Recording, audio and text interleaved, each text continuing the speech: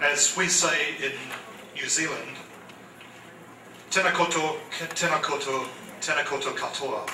It's in our indigenous language of Māori, which I don't expect any of you to understand, but the greeting is warm.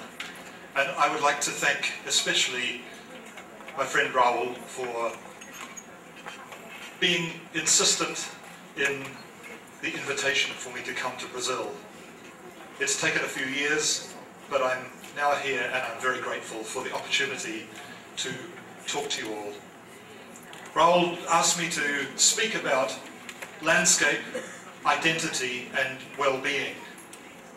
And that has provided me an opportunity to reflect on some thinking over the last 2 decades. So I won't be presenting cutting-edge research today. I'll rather be presenting some reflections about the sort of thinking I've been engaged in over recent years. I just want to begin, however, with a short reflection, because people have asked me whether I've been to Brazil before, and the answer is no, and I am immersed in hearing language that is not accustomed to me, so I apologize at the outset that I don't speak any Portuguese.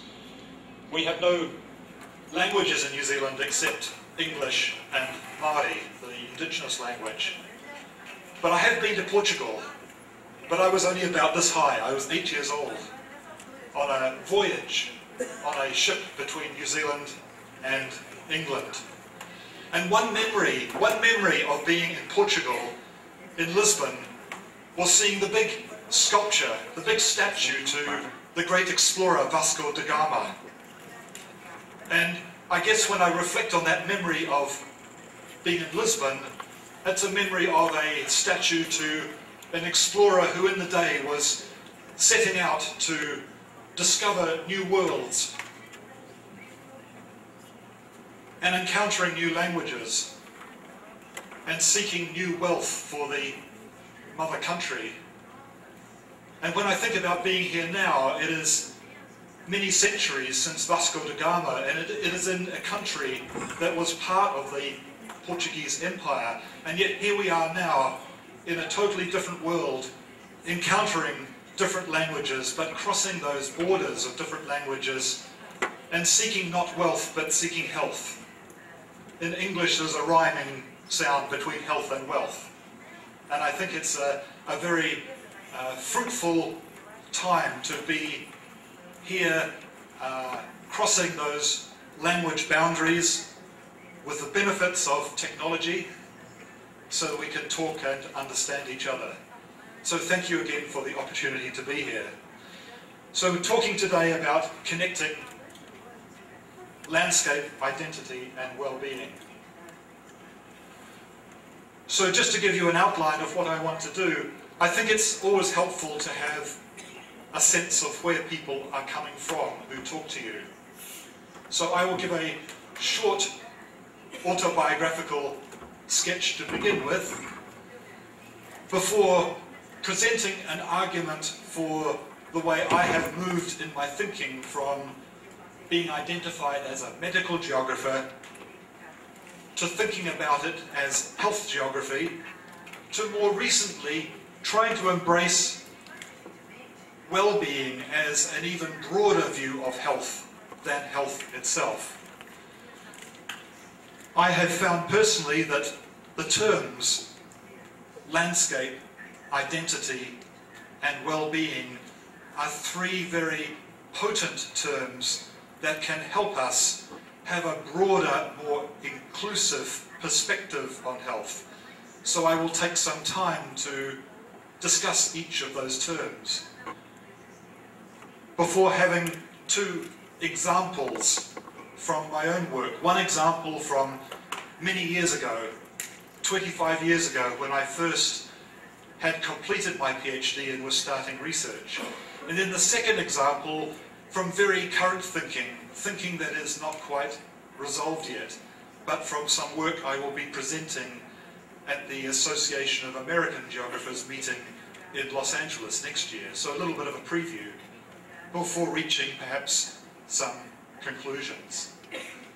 And if there is anything I say today that seems a little disconnected from what is on the slides, it is only because I have had the slides converted, thank you Raul, to Portuguese, and I look at the slides and I don't necessarily remember what is on them because of the language. Anyway, we will get by. So a little bit of biography first. I was born in England and my parents decided to migrate to New Zealand. So a very historic and perhaps poignant scene in the history of my family where English relatives came on board the ship before the ropes were released and the boat sailed out of Southampton Harbour to New Zealand. In those days, over 50 years ago, it was very much a momentous event to move to another country because there was no Skype, there was no email, no cheap phone calls, big decision to move. And yet so many of us have moved to different places and different countries, and that is part of the equation for our health and well-being, the question of settlement. So we moved to New Zealand, and I was only 4 years old, so I considered myself a New Zealander, but in some distant sense, England is a homeland or a motherland. So in New Zealand, I grew up on the coast. There are many discussions within the literature I read about the health benefits of green spaces, parks, sports fields. For me personally, what is more important than green spaces are blue spaces, the ocean, the beaches. And so another line of inquiry for me at the moment is the benefits, the question of the benefits of blue spaces to people's health. And I'll be talking about that at the conference that Thomas mentioned in Michigan next year.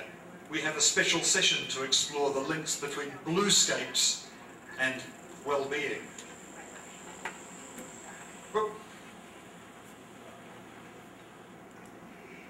There we go. A second little chapter in my biography that I'd like to mention, extremely important for forming me as a geographer, because I think that places make us. Places shape our worldview. And for me, when I had just turned 17 years old, I put my hand up and I said I would like to go on a student exchange. So the Rotary organisation accepted me for a student exchange, and they said, what country would you like to go to? And I said, I would like to go to the United States. I was always fascinated with America. I didn't know where in America I would be sent to. I thought maybe somewhere really sexy like California or somewhere. I ended up going to the state of Mississippi in a tiny town of only 2,000 people. Railway tracks between Memphis, Tennessee and New Orleans in the south going right through the town. This was in 1977. Black on one side, white on the other side of the railway tracks. That got me thinking. I was only 17, but I was not accustomed to those very stark divides between race, where black people live in very poor houses on one side of the railway, white people live in mansions on the other side of the railway. So I guess in a way that made me into something of a political geographer, thinking about why is this so? Because I went there naively thinking I would stay with black families as well as white families. No way. No way, Jose, as the expression goes in English. It was all white families I had to stay with. So that was a very powerful reminder that politics and race are potent influences, can be potent influences in shaping people's identity and health. And then the next chapter was when I had finished 2 degrees at the University of Auckland, where I currently am, and I took the opportunity to go for a PhD to Canada.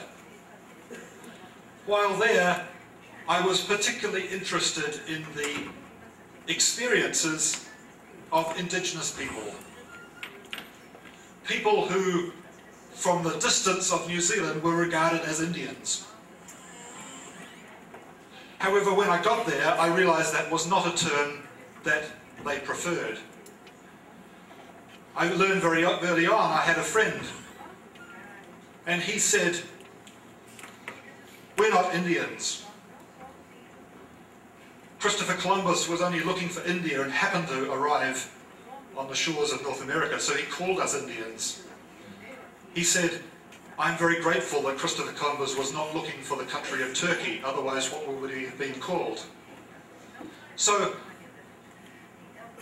in my quest to understand, again, the connections between power and politics and place, I got involved with some groups who were very sympathetic to the quest for self-determination on the part of Indigenous people. And this is just a slide taken at a public park where I went with some friends and they were doing some drumming. And even though it was a public park, the police came to move along, get out, can't do that. It's not good for the tourists. And as I got to know the Indigenous people better, I began to get a window into their world. And this was a friend I met, Leland Bell, an artist, and he was from Manitoulin Island up in northern Ontario. And in my culture, in the Western culture, art is primarily an expression that comes out of our pure imagination. What I learned is for the Indigenous people in Canada, and maybe it is the same here in Brazil, art is an expression of the relationship with the land and the relationship with the cosmos. So in order to understand his paintings, he took us to a special rock. A rock in the middle of an island, in the middle of a lake, called Dreamer's Rock, where there is a tradition of dreaming about the cosmos. And so, for me, that was a profound moment of realizing that the Western scientific mindset of doing experiments, dividing up, narrowing down, has been potently powerful and worthwhile to understand phenomena like the development of disease and curing disease. But it is potently useless to understand how people see the world. That we must have a holistic view in order to understand what makes particular people healthy and well. And so taking this painting, for example, we can see the bear, the trees, the rock underneath, but they're two people, 1 and 2. And their brains, there are lines from there into the bear, and lines from the bear into the trees. And there is an energy field around the bear and the fields before it goes up into the sky with the stars. So you might be thinking, why is a health geographer talking about art? The reason for me is that geography as a discipline has a history as both an art and a science. The art of interpreting the world, the science of explaining the world, and we need both. We need both because there will be human suffering that art cannot explain, but at least art can explain and help understand how people see the world. This is a place called Davis Inlet on the coastline of the province of Labrador, high in the Arctic on the east coast of Canada. This small community has the highest rate of tuberculosis, highest rate of youth suicide in Canada. How do we explain that? partly by doing studies, by applying epidemiological approaches, surveys, tests, but also we need to interpret the world in which these people live. We cannot take it on face value. Otherwise we would think, well, they just need to get their act together there and live better, then they might have better health. In fact, what do we see? Behind this house is a tent. On the side of the tent is a large piece of wooden flooring. The people have taken apart the house to help make walls for the tent. We can interpret the picture if we know the story. These people were migratory people who followed herds of caribou, herds of deer, and they were forcibly resettled on the coast so the government could better serve their needs, it was thought. Also, the government did not want them wandering about chasing caribou herds because the government wanted to use the interior of Labrador for a testing zone for low-level flying of NATO jets. And of course, if you have low-level jets, it will scatter the herds of caribou and it will scare the people anyway, so they wanted the people to live on the coast. Trouble is, those people had never lived in houses before. Historically migratory people who live in tents. So that begins to help to explain the level of disruption, how unsettled those people would be after generations of being migratory people to be required to stay in one place and not have any work, no caribou to hunt. So I was moved enough by seeing that place, but then I read a paper. My wife was training to be a family doctor at the time and was getting a journal, the Canadian Family Physician. And there was a small article in there by a trainee doctor who had spent some time in that community. And it was a very brave article because the article was called "The Failure of Scientific Medicine."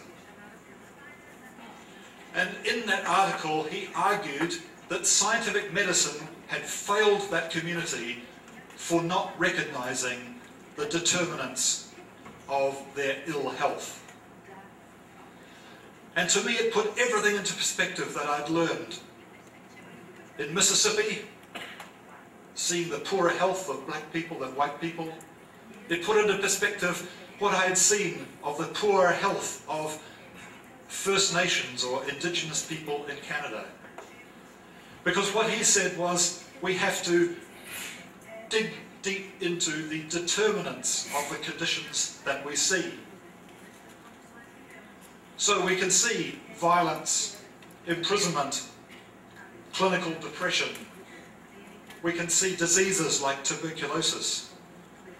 We cannot let ourselves see those on their own. We have to look at the broader picture. And the broader picture involves people being alienated from land, alienated from a more traditional view of health, and having no economic base to their lives.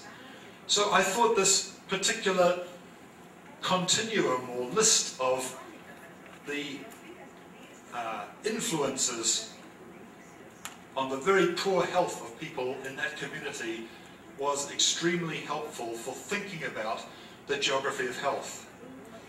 Because we need to be both scientists and help explain the conditions that confront us in the here and now, but we have to also be social scientists and understand the social formation that brings those conditions into our presence, and be artists in the sense of interpreting the worldviews of the people we encounter. This was a picture in the newspaper at the time out there, Innu land, NATO go home. So I think the protests that people make can be read. They can be read not just for the issue that they're protesting about, but they can be read to understand the conditions that are determining their health and well-being. So we cannot understand the violence, the depression and the suicide without also understanding that these people are protesting the presence of NATO forces in their homeland. So at the time I was doing my postgraduate study, my PhD at McMaster University in Canada, city of Hamilton, steel town, about halfway between Toronto and the American border. I was encouraged to join a project that was trying to understand the geography of mental health. And so my PhD, I called, but by title, In the Shadow of Illness. Because putting some of these interests around landscape, identity and well-being together, it seemed to me that the condition of life of many people with psychiatric illness is a condition not just with a disease, schizophrenia or bipolar condition. That is only the gift of medicine, that name. Rather, these people are living in the shadow of that label in terms of the difficulties of finding the necessities of everyday life, like employment, housing, social connections. So, hence the name, In the Shadow of Illness, a social geography of people with serious mental illnesses. We have to look beyond the mere outline of people, and so for my research, I was rightly encouraged to undertake some quantitative research using survey approaches, but I guess I was a little bit of a pioneer at the time in saying, no, that is not enough for me. I want to go and hang out with these people. And my supervisors thought, he wants to go and hang out with people with mental illnesses? So I went to a drop-in centre and spent time trying to talk and understand with these people, because I believe that getting to know people is one of the keys to understanding their worldview and well-being.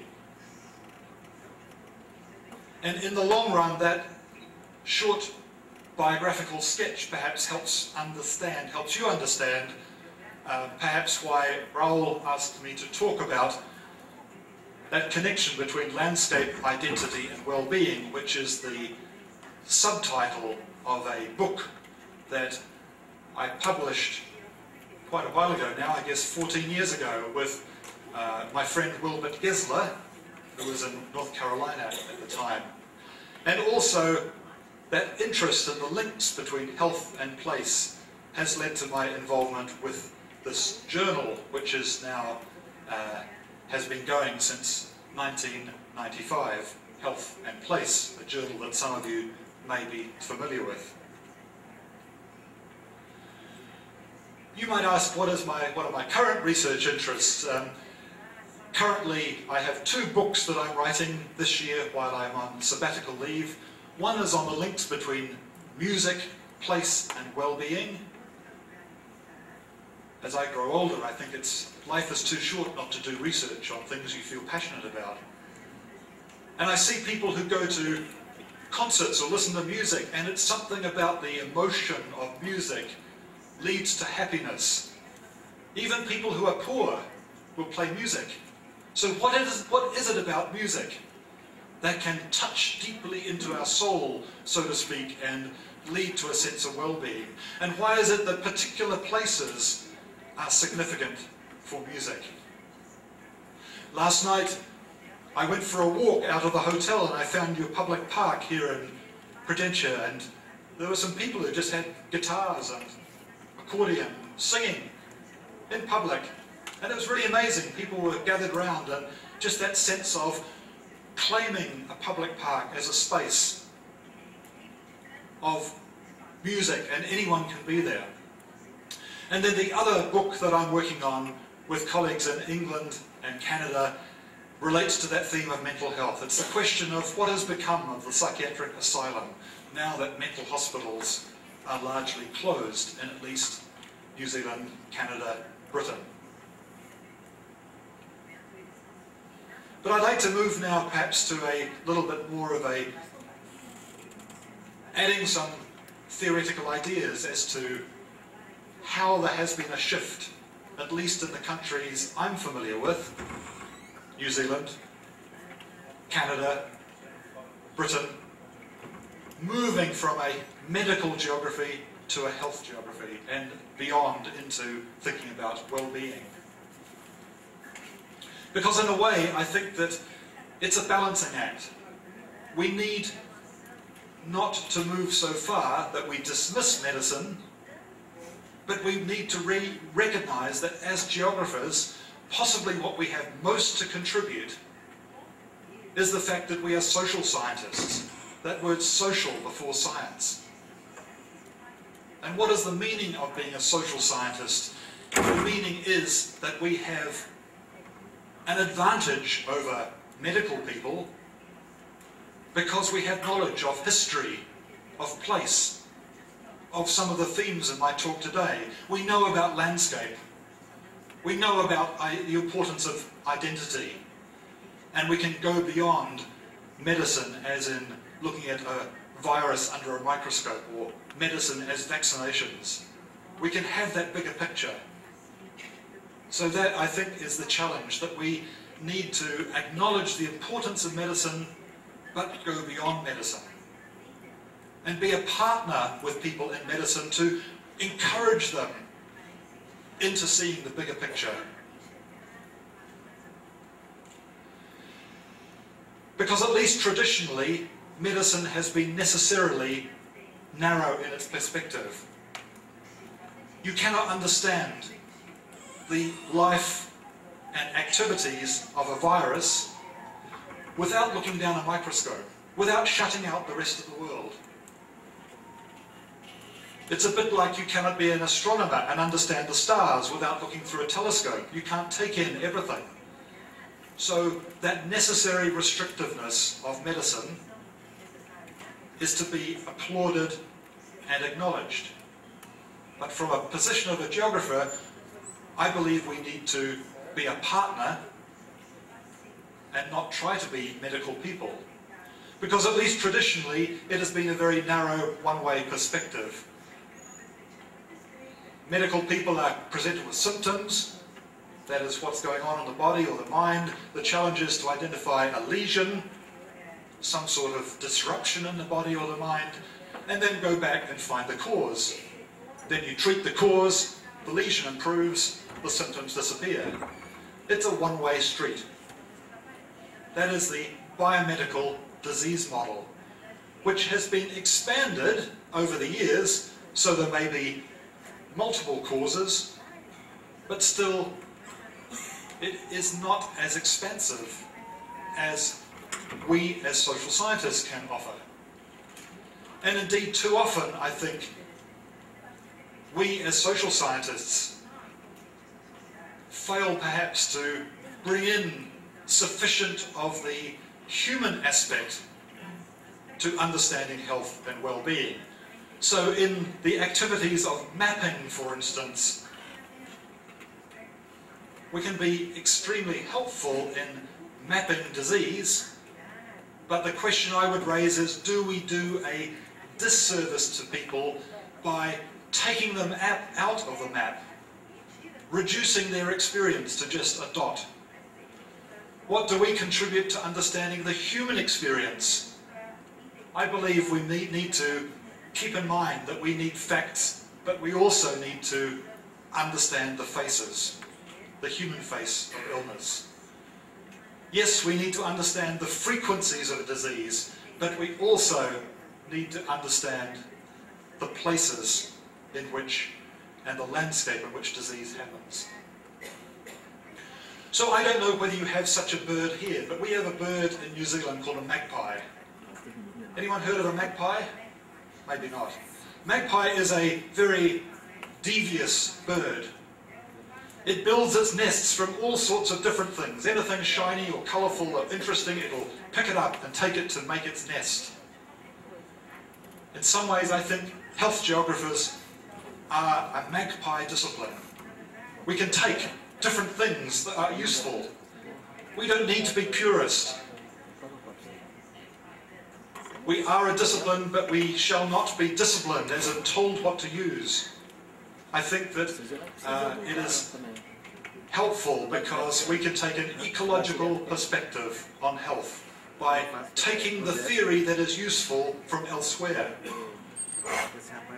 And in the process, have a better chance of linking place and well-being through being like a magpie. So when I was a doctoral student, many years ago now, I found this model a more useful model than a biomedical model, an ecological model of health, socio-ecological model of health. Some characteristics of it. First of all, in the middle is not a disease, is not a virus, but P for person, or P for population. And surrounding the P is a number of little E's, and the E's would stand for aspects of the environment. Very useful for me thinking about people with mental illness, but for almost any topic in health geography. Helpful because this framework suggests that there are differing strengths of relationship between aspects of the environment.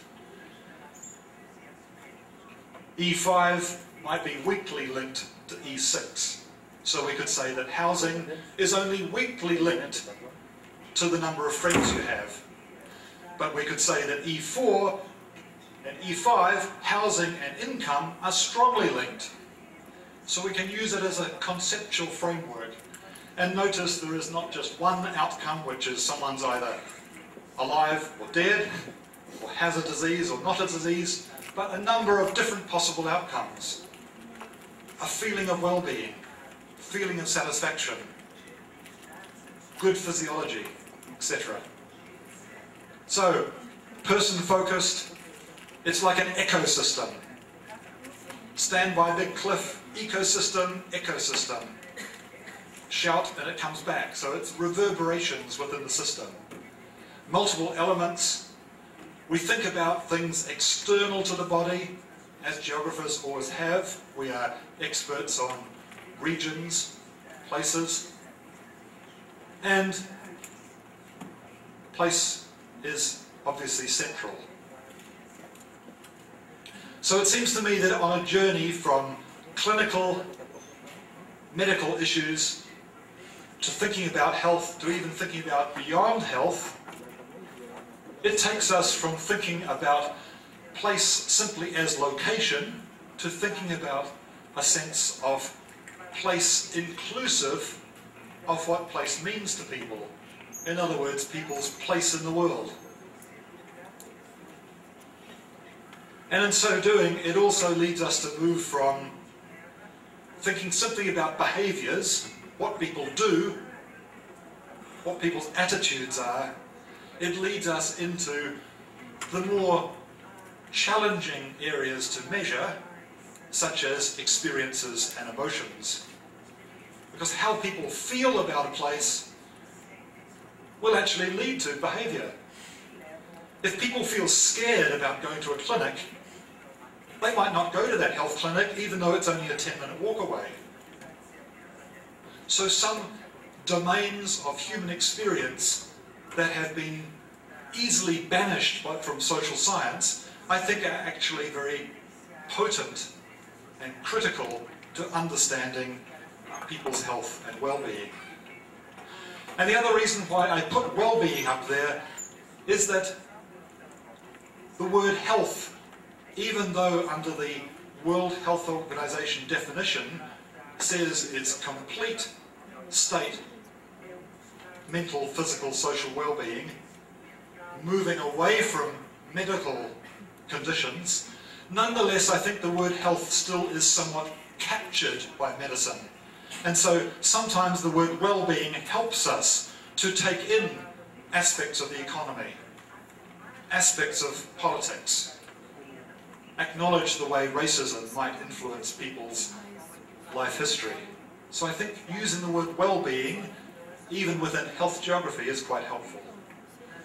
So, just to elaborate on a couple of aspects. First of all, landscape. What do we mean by landscape? Landscape is extensive. One of my favourite landscapes where I go walking in the mountains. Landscape involves a perspective. You have to be somewhere to appreciate landscape. So we need to acknowledge our positions, where we stand, as to what we see.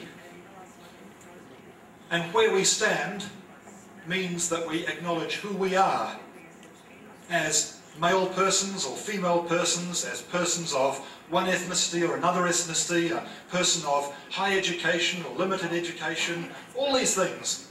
So perspective, just as a photographer takes a photograph from standing here, so when we try to understand a landscape, it involves a mental perspective. And a landscape is all about connections, acknowledging what is linked to what. The river is connected to the valley, it's connected to the mountains. So in understanding a space of health and well-being, we need to be connected to the heritage of geography. What about identity? Landscape, identity and well-being. Here I put in a picture of our cottage out on an island beyond Auckland, because that is part of my identity. Having a sense of belonging, having a sense of home. And so identity is about not just a place I can stand, it's also about a more subtle sense of place. My place in the world, a place I could call home. Identity is about symbols. What is on the wall? What clothes I wear? What flag maybe is the flag of my country? These are symbols that are connected to identity. And I think this is particularly important when we think about health issues such as where birth happens, where death happens, people's yearning to not necessarily be in a hospital for everything, the home environment, more comforting perhaps. That was certainly the reason why we chose to have 2 home births, to have babies at home, in the familiar environment. And then thirdly, landscape, identity, well-being. What does well-being mean? Well-being is connected to vitality. It is linked to physiological and mental health. But it's also about contentment. And we have to acknowledge that our contentment is not necessarily the same as someone else's contentment. It could be that someone is very poor. I have friends in New Zealand who have chosen to have no car, no telephone, live in a bush where you can't walk, simple living. They are highly educated. Some people call them hippies, but they are very content. So it is important to acknowledge that well-being is not only measured by material characteristics and material well-being, because happiness can lead to good health, good mental health, good physiological health, closely connected, but it is not necessarily always linked to materiality. It's a tricky one because we need to promote equity in material goods in society, but at the same time recognise that not everyone wants them. And so where does a landscape, identity and well-being perspective take us? For me as a geographer, it takes us into the cultural geography tradition of reading the landscape. Not only reading the words, but also reading what we see. This is a picture I took in Vancouver a few years ago, and a bit of graffiti on the wall. It says good people are dying of AIDS. That is, of course, true. But I think what is significant is that someone else has come along with a red marker pen and gone straight through the word good. So it makes us stop and think. There is some conflict going on there. Some people think that anyone dying of AIDS is not good, they're bad. So we can read that landscape. That landscape is a landscape of conflict and controversy. So I would now like to take a few minutes to offer two examples, as I said before. One going into my personal ancient history, from when I started as an academic, and the other from more recent times.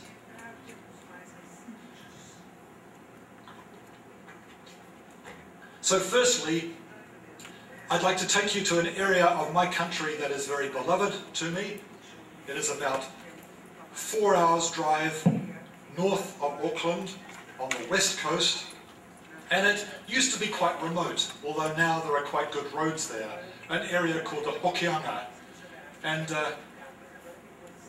it led me to write a paper which I guess was my first paper in the journal Social Science and Medicine, and I called the paper The Place of Health in the Health of Place. Kind of a little bit cute, the title, The Health of Place in the Place of Health. And what I was trying to argue there was that, and what I investigated was the question of, if you have a health service, is it actually doing more than providing clinical services to the people? Does it have a greater role within the community? It is an area that is very poor. Here is a deprivation map of the region, the northernmost region of the country, and up there is the Hokianga Harbour, and surrounding it, the area I'm talking about, is the darkest red, which means the most deprived in terms of material conditions in that region. It is a very Māori region. By Māori, I refer to our indigenous people.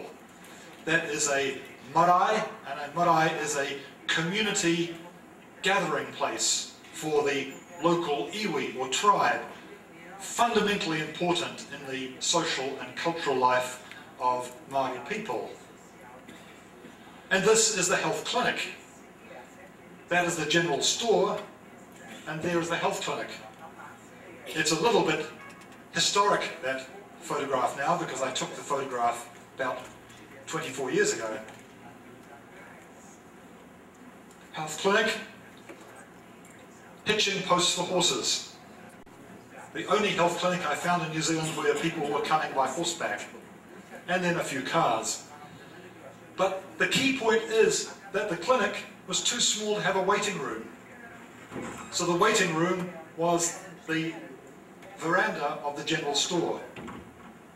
So people were waiting to see the doctor next to people going in to buy bread and milk at the store. This was one of 10 clinics in small country areas. And I visited these clinics and thought to myself, how can I try and understand the social significance of these clinics? Because there was a great deal of activity going on. It was clearly evident that these were like community centres. There were people talking in the entrance to the general store about their health conditions very publicly. One person goes in to buy bread, the other person says to them, my ulcer is getting better. Great level of familiarity. So I thought to myself, that would be quite inappropriate for me to draw up a survey and say, how do you feel about this place? Sometimes the traditional methods of social science are not only inappropriate, but they would be counterproductive. They would make people say nothing, or maybe make people say go away because it is not relevant. So sometimes I think the best thing we can do is to simply observe, listen, document. And so this was my approach.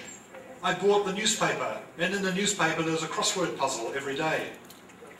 I sat quietly in the waiting room of each of the 10 clinics, pretending to do the crossword puzzle, not very well, but along the margins, writing down in small writing the topics of conversation that were happening. And there was a huge amount of conversation. And in fact, afterwards, I was able to count the conversation topics at that clinic and every other clinic and come up with some basic frequencies. And what was significant was that the largest proportion of conversation topics across all 10 clinics were community concerns. So people in the health clinics were talking about the well-being of the community. Issues to do with health were somewhat further down. Some, I should say, was I couldn't actually understand because they were not in my language, they were in Māori language. And I would just point out one more thing. There were some conversations were between people who had no business going to the clinic anyway. They just came. They saw a car outside. Oh, that's my friend. Okay, I'll come into the waiting room to have a conversation. So that led to the conclusion that these places are de facto community centres. The health clinic means more than simply a place to see a doctor. On a later visit to that same community, there was a social event and people were wearing t-shirts that said, "Keep Hokianga healthy." Headed up by Kia ora, which is in Māori, be healthy, but it's also a social greeting. It also means be well, be healthy. And on the back of those t-shirts, a map of the area. And I think that's deeply significant, that people are choosing to wear a t-shirt that has a map and say, be healthy. For them, their identity has been strengthened through having a health system in which they feel comfortable to go and talk in the clinics, talk in the waiting areas, and exchange issues to do with politics, place, and reaffirm their identity. Okay then, so second example before I close, more recent stuff. When I was an undergraduate student, I took 2 courses in psychology. For geography, I got A's, for psychology, only C's. Didn't do so well in psychology, but I do remember one thing, and that is a social psychologist called Abraham Maslow came up with Maslow's hierarchy of need. I'm not sure whether anyone has heard of Maslow's hierarchy, but Maslow said that as humans, we most fundamentally have physiological needs, like food, water, shelter. And after that need is fulfilled, then we need safety needs. We need to feel safe. We need to be able to close a door and know that we are not going to be violated or attacked. And only after those needs are sorted, then we have social needs. We need to feel affiliated with people. And so it goes on. Esteem needs, and right at the top, there is the need that Maslow called self-actualization. A complicated term, but it means the way that we can express who we are, give expression to our identity. So I want to quickly use Maslow to help interpret a space very close to where I live. This is a small stream called Oakley Creek. It is only maybe 20 minutes walk from where I live. It's a hidden stream. Not many people know that the only waterfall within Auckland City is there. Too often taken for granted. We can think, I would argue, about a river as promoting health. And this is where I think health geographers can begin to contribute to debates about sustainability and urban design and urban planning. Because physiologically, a stream with a path beside it gives us the encouragement to go walking, to get exercise. But there is also a safety aspect. The more people who walk, the more safe people feel. There is a collective responsibility, a guardianship that can happen. And then further up the hierarchy, we can interpret the stream as having a social effect. Along the path by the stream, people meet and stop and talk, even if they don't know each other, especially if they have a dog with them. Dogs are very important in getting people talking, dogs and babies. Opportunistic encounters. And then there are esteem needs. Maslow talks about that. Going up the hierarchy, esteem needs that can be fulfilled because part of the creek has been regenerated, replanted with native trees by a community group. People just join in, go along on a weekend, plant some trees, pick up litter. And so people feel good about that. People's esteem is increased by feeling connected, feeling part of a movement to restore the ecology in the area. It's an expression of a Māori term, kaitiakanga. That term is guardianship. Expressing kaitiakanga is all about being a responsible custodian or guardian of the earth. And then right at the top of that pyramid, I mentioned self-actualization. And I think that the evidence that people's well-being can be generated by something as humble as an urban creek is reflected when we see art being produced that reflects that creek. And so recently we had an art exhibition where artists showed their paintings and their photographs about that creek. And then also this is a large, otherwise ugly box that holds the electronics for traffic lights, which someone has come, maybe in the dark of night, I don't know, and painted the waterfall of that creek. So again suggesting that something as humble as a small stream, if it is taken care of, can enter people's consciousness and be reflected in people's expression of urban life. Landscape, identity, and well-being. So let me draw together some conclusions that may lead to further discussion. To borrow a picture from Raul's paper in the New Zealand Geographer, I think it's important to think about cities as not just a landscape in which economies and societies happen, but rather cities are regions in which there are very particular power dynamics at work. So power and territory and property are all related. People's well-being is produced out of the dynamics of power. Who has access to what? And then the spaces within cities can either support well-being or they can inhibit well-being.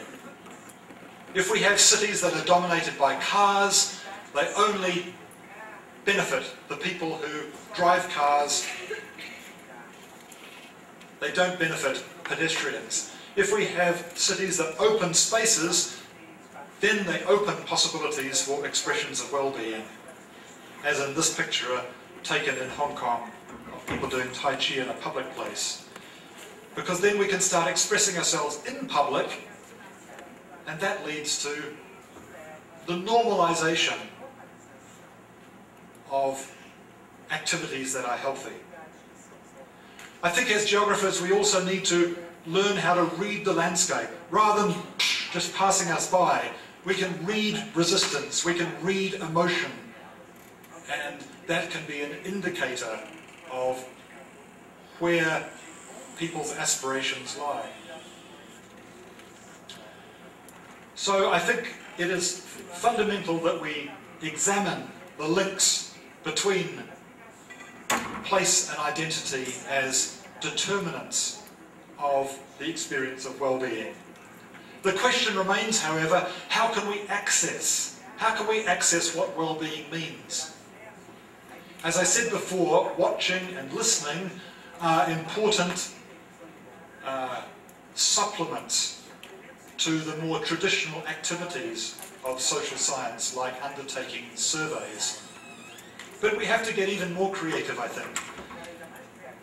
Recently I've been doing a lot of work with children to try and understand what would lead to children having more expression of citizenship in the city. So for that, you can't just get there with your questions and answers and ask children to respond. It is much more fruitful if we use creative activities, because children still have the gift of play. As adults, we must work on still being playful. Children, play comes naturally. And so here we gave children cameras and said, go out on a walk, take pictures of what in your area is most meaningful to you, and take pictures of what you see in your neighbourhood that is you perceive to be most dangerous or risky. Bring the photos back. We got the photos made, spread them out, and then we said, write down what each picture means to you. And then the data becomes what they write. It takes time. Got to get down at the level of the people you're working with, but it's important we do that. So our methods, I think, lead us into the world of creativity. We need not just surveys, but also hearing people's stories. One approach that we've been using a lot lately, we call go-along interviews. I'm not sure whether that's a good translation or not, but we call it go-along interviews. And what it is that we talk to people as we're walking. So we say to them, could you please show us your neighbourhood? Show us what's important about your neighbourhood. And we go with them and walk with them and talk with them, and then just have a little recorder or make notes and have a camera. So rather than the situation where people might feel a little bit intimidated asking questions in a space that is not comfortable to them, instead we do a bit of exploring together. And then photo diaries. Take a camera, take pictures, record, explain to us. Participant observation. Like when I was a PhD student, hanging out with the psych patients. So similarly, how can we observe through participating? Much more difficult if it's children, because yes, we used to be children, but we're not anymore. So sometimes that is not an appropriate sort of activity. But to finish off, in at least New Zealand health promotion language and policy, there is a lot of talk about upstream effects and downstream effects. So if there is a problem with, I don't know, diabetes or overweight, they will say, well, that is the upstream expression. And we need to look at the downstream effects. In some ways, I think as geographers, we should be flattered that they are using a hydrological metaphor. They're using rivers as the image for the influences, upstream, downstream. But beyond that, I think we need to challenge that and say, it's not just about where the river flows, because that's too much like the biomedical model of cause and effect. Rather, as this picture suggests, I think we need to look at the entire catchment, the river catchment, because it is often what is going on towards the sides that influences the flow of the river. It influences whether the river is muddy or clear. So, as health geographers, interested in landscape, identity and well-being, we are situated very strongly to understand context, and context is what is around and with. So what I've done today, and I hope, despite the language difference, I hope something has been helpful in what I've said. I've tried to argue that at the time I was a postgraduate student, there was only a field of medical geography, health. And certainly a geography of well-being leads us more directly into thinking about some of the critical issues and challenges for our world today, like sustainability. Because well-being leads us to think about the links between society and economy. And these are critical links to everyone's well-being. So I thank you for your attention. It's an absolute pleasure to be here, and I look forward to continuing the conversation.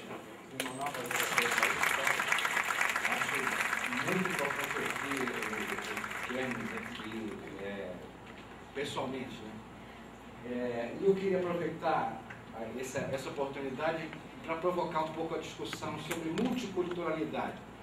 Você fala muito em cultura, mas parece que evita falar sobre multiculturalidade. Não usa muito esse termo, que parece um termo muito europeu, da crise europeia pós-colonial, da invasão de imigrantes, de gente diferente. E os europeus, uma irmã minha voltou há pouco tempo da Europa e disse que na prática, na Europa, multiculturalismo é assim, você vê uma pessoa completamente diferente de você e finge que não vê. Finge que não está percebendo que tem uma pessoa completamente diferente dos seus padrões.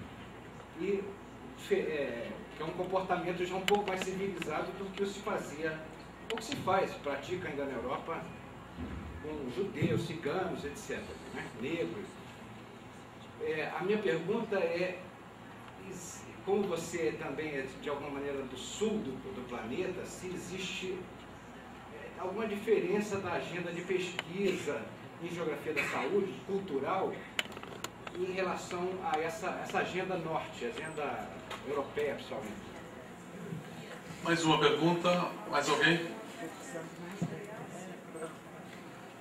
Bom, professor Robin Kearns.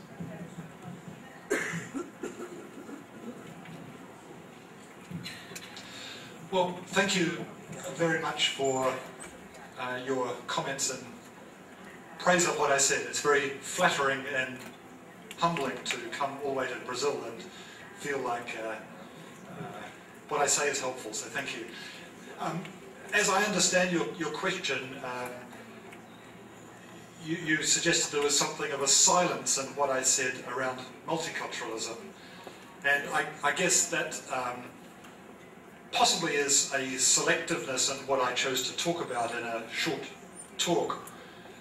But it is also because I guess politically things are sort of both delicate and complicated in New Zealand, in as much as we have two peoples from colonial times, the white settlers and the indigenous Māori, and we have one agreement between peoples that was signed in 1840. For instance, Canada, the country I know best elsewhere, it is much more complicated because there were dozens and dozens of different treaties, some of which have been honoured and some not. In New Zealand we have one treaty, and that is like the constitution of the country, between Māori and us who are Pākehā, who are white settlers. And so that is why I guess I chose to focus on on a Māori community, and it comes naturally to me to use some Māori words because indigeneity is very much of who we are in New Zealand, even though I wasn't even born there. But the reality is that especially over the last 30 years, the policies in New Zealand have changed and the gates are open, so to speak, and we now have people who have come from so many different countries. My daughter's elementary school, there were something like 81 different nationalities in that school, hugely multinational. So indeed it would be possible for me to give an alternative talk that focused on the urban context, because in New Zealand we have one primate city. It's a bit like Great Britain really, where the city of London, or France where the city of Paris dominates in terms of its size. In New Zealand, maybe I should have given some characteristics at the outset, but the whole population of New Zealand, you'll laugh, the whole population of New Zealand is only 4.2 million people. So Sao Paulo, 4 times the population of the entire New Zealand. Good, I'm glad some people laughed. Otherwise, I don't know whether I make myself understood. But so out of that 4.2 million, 1.5 million are in Auckland. So it's like a primate city, dominating city. And in that city, migrants from so many different countries. And yes, there are very particular issues where we need to translate. And before you can translate, we need to understand those different worldviews that people bring from other countries. And there are some very distinctive ones. I have graduate students who are working in those different ethnic communities trying to understand the health beliefs. And I'll just give you 2 very quick examples. One is I had a doctoral student working to try and understand the health beliefs of Somali people, because we now have a large Somali population in Auckland. And they would get referrals to go to the doctor, specialist in the centre of town at the hospital, but they would never get there. And eventually, through translators, they would ask, well, why did you not go? And they said, well, we went to the bus stop, but we thought there must be a strike because there was no bus today. But they just didn't wait long enough, because they were accustomed to going to a country where there's a huge crowd of people around the bus waiting to get on the bus. But in Auckland, very car-dominated city, not many people take the bus. So you've got to go there and just hang out and wait till the bus comes. So again, sometimes you have to step outside of the usual expectations of what influences people's behaviour. Then I had a Korean PhD student who was trying to understand why people of her culture, Koreans, were paying huge amounts of money to fly all the way back to Korea to have a bit of minor surgery. And she had long discussions, and eventually she found that they said they went to the doctor in New Zealand, and the doctor said, oh, so what is wrong with you? Let's try and find out what's wrong with you. Okay, so it hurts there. Okay, let's look up this book, or let's look on the computer and see if we can work it out together. And they never went back to that doctor again, because they were used to being in a country where the doctor is the absolute authority. They just want to be told, this is what is wrong with you. Go to the next place. They were used to a very authoritarian style of medicine. Whereas in New Zealand, it is much more of a partnership model. You would call your doctor by the first name. Just like the kids at school call their teacher by the first name. It's very, there is an ethic of mateship, it's called, where everyone is familiar with everyone else. And so she found the reason why Korean migrants were saving up and flying all the way to Korea was that they didn't trust the local doctors, because they thought that local doctors were ignorant, that they have to look up a book. They have to look up on the computer. Whereas actually, the doctors were trying to be inclusive, saying, come, let's sort it out together.